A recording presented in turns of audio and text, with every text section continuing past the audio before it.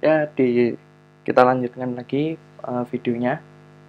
Eh, untuk video yang kedua, kita akan membahas tentang gimana cara menggunakan border yang lain. Nah, kita akan belajar tentang border layout. Nah, kalau border layout ini bedanya ketika kita menempatkan suatu komponen, itu eh, dia diletakkan itu berdasarkan arah mata angin. Jadi peletakannya, konstannya itu identified by corresponding constant. Dia berada di atas yang dinotasikan sebagai north, lalu kiri itu dinotasikan sebagai west, east itu kalau di sebelah kanan itu kita notasikan sebagai east, south itu di bawah, center di tengah. Nah, jadi kalau border layout itu seperti itu.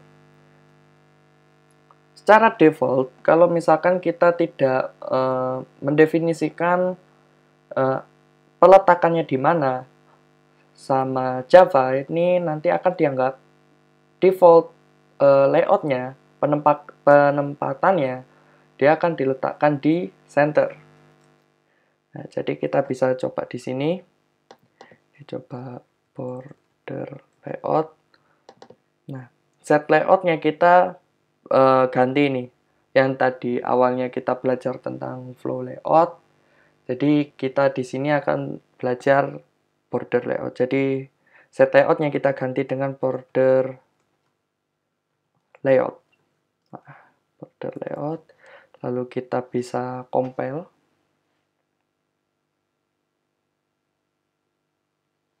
Ya, tidak ada error.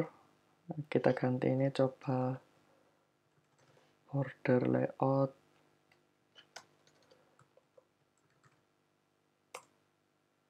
Nah, loh kenapa kok cuma satu?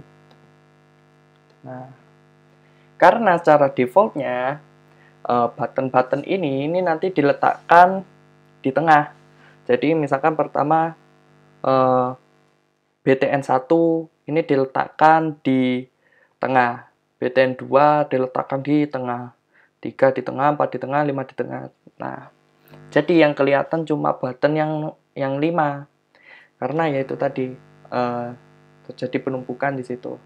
Nah, kalau misalkan button-buttonnya ini kita sesuaikan sesuai dengan arah-arah yang telah ditentukan di border layout ini, misalkan north, south, east, west, dan center. Nah, kita coba di sini. Kita tambahkan misalkan button 1 ini kita letakkan di atas dot north, lalu di yang kedua ini border layout dot east, west saja. Yang nomor 3 ini tak taruh di tengah, center, lalu border layout east, lalu yang di 5 ini south.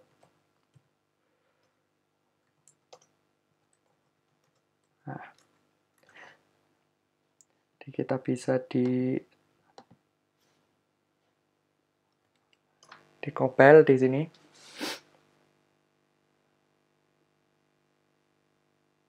Ya. Nah, jadi peletakannya di sini seperti yang ditentukan tadi.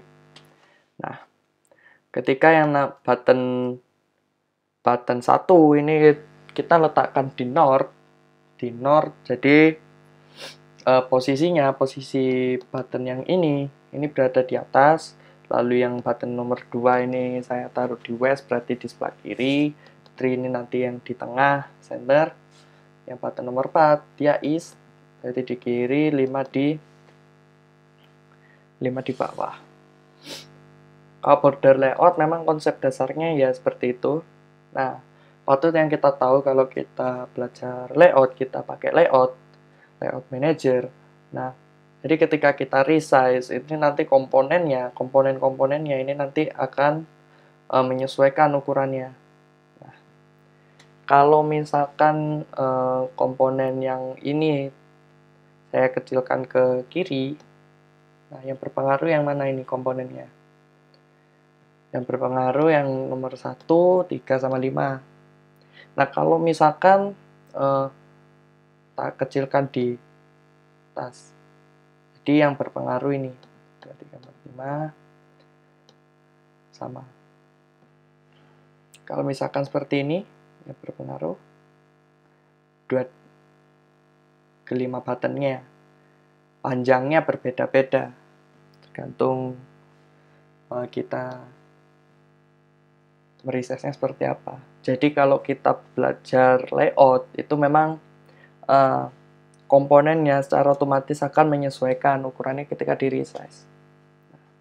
Kalau di praktikum, di modul yang teman-teman biasa pelajari, di situ tidak mencakup tentang layout manager. Jadi layout manajernya di setting 0. Nah, untuk penempatan komponen ya kita tentukan sendiri melalui titik koordinat yang mana titik 0, 0.0-nya ini dihitung dari pojok sini.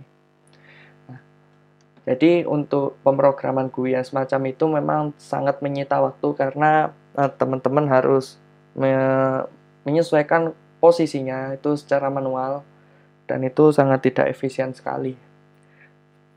Ya, itu untuk border layout cukup sampai di sini. Nanti video selanjutnya nanti akan ada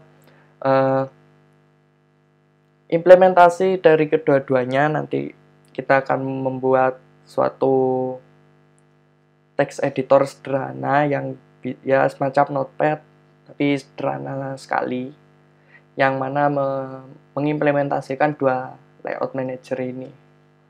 Ya, sekian dari saya di video ini. Sekian.